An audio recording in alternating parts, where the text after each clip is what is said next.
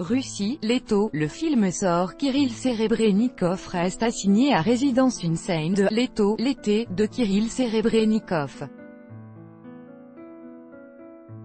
Festival de Cannes 2018 en Russie sort ce jeudi 7 juin, Leto, l'été, le film très attendu de Kirill Serebrennikov, dans un contexte particulier, puisque le réalisateur est assigné à résidence depuis le mois d'août dernier.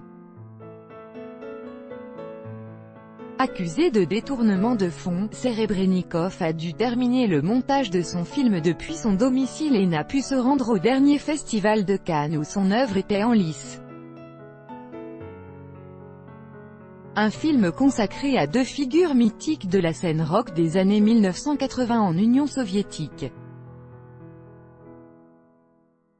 De notre correspondant à Moscou, le film s'ouvre sur des images en noir et blanc, et sur la reconstitution d'un « concert clandestin » à Leningrad, au tout début des années 1980. Leto retrace l'histoire de deux icônes de la scène rock, quelques années avant la fin de l'URSS, une période qui a marqué toute une génération.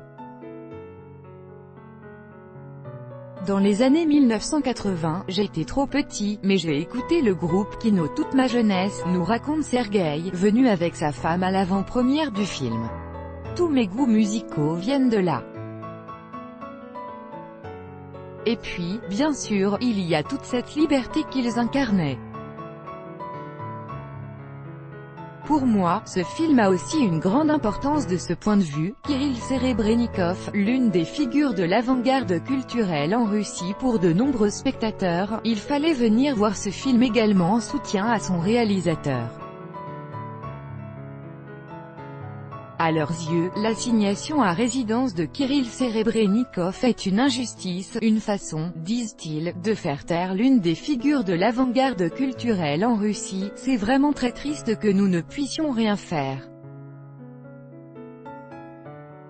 La France, les États-Unis et les pays européens, tous ces pays ont dit qu'un réalisateur ne devait pas être mis assigné à résidence.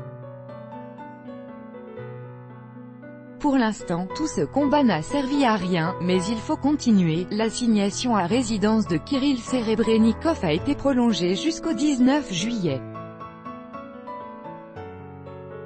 Le réalisateur et 4 de ses anciens collaborateurs encourent jusqu'à 10 années de prison. À lire aussi, Leto, 1, était russe et rebelle de Kirill Serebrennikov, RFI 11, 5, 2018.